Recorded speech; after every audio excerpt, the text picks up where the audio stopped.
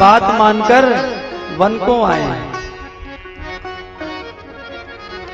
आप अपने पिताजी की बात मानकर वन को आए हो, तो महाराज एक बात हमारे भी मान लो।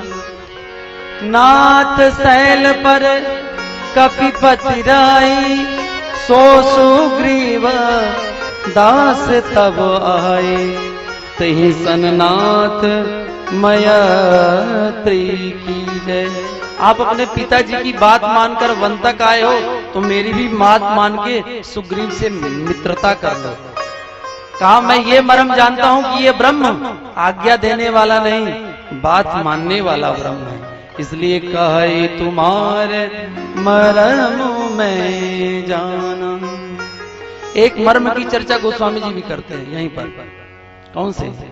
हाँ, चरण कमल रज कहूँ सब कही, चरण कमल रज कहूँ सब कही, मानुषी करानी मोरी कछुआई, मानुषी करानी मोर कछुआई, मानुषी करानी कछुआई, मानुषी करानी मोर कछुआई, छुअत सिला भई नारी सुहाई, छुअत सिला भई नारी सुहाई, पाहन तेना काट कठिनाई, पाहन तेना काट कठिनाई, काट कठिनाई, काट कठिनाई। केवट कहता है सरकार एक मर्म मैं ऐसा जानता हूं। अच्छा, एक भगवान की लीला, एक भगवान की कथा पूरे दुनिया में प्रसिद्ध हो गई, ऐसी फेमस भाई महाराज कि इस कारण भगवान को जगह जगह समस्या होती है। केवट कहता है हमने सुन रखा है आपके चरणों का स्पर्श एक पत्थर से हुआ था, वो पत्थर नारी बन गई थी। आपके चरण कमलों में एक ऐसी जड़ी बूटी है जो मनुष्य बना देती है लोगों को। और एक सुंदर भाव भी संत कहते हैं कि यदि जीवन में मनुष्यता ना आए ना, तो भगवान के चरण कमल रूपी रज का स्पर्श करो, अपने आप आपके जीवन में मनुष्यता आ जाएगी, मानवता आ जाएगी। बजा लीजिए, बजा लीजिए।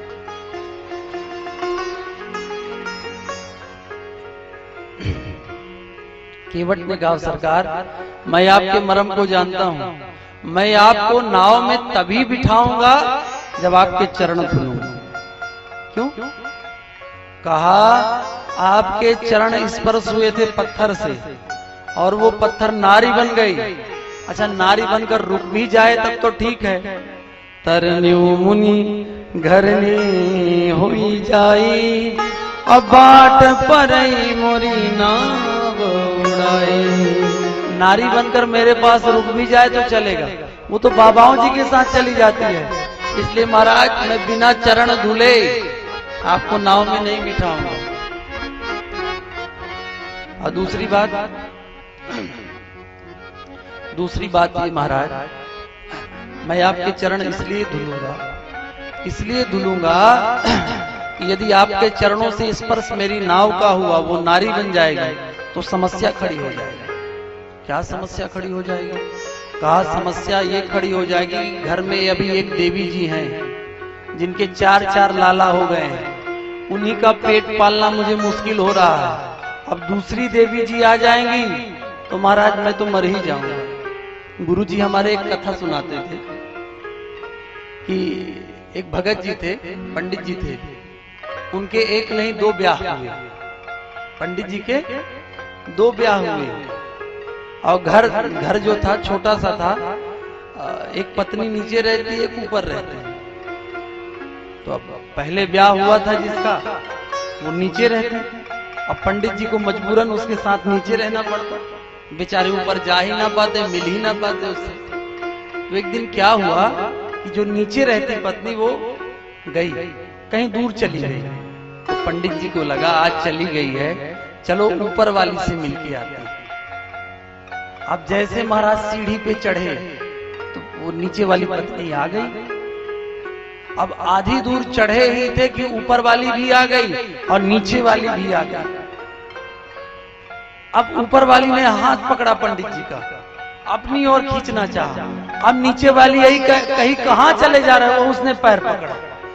अब महाराज एक हाथ पकड़ के खींच रही है, एक पैर पकड़ के खींच रही है। और उसी घर में एक चोर आया, चोर चोरी करने आया था। चोर देखा यहां तो महाभारत हो रहा।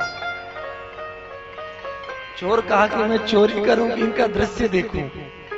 चोर की हंसी ना रुके।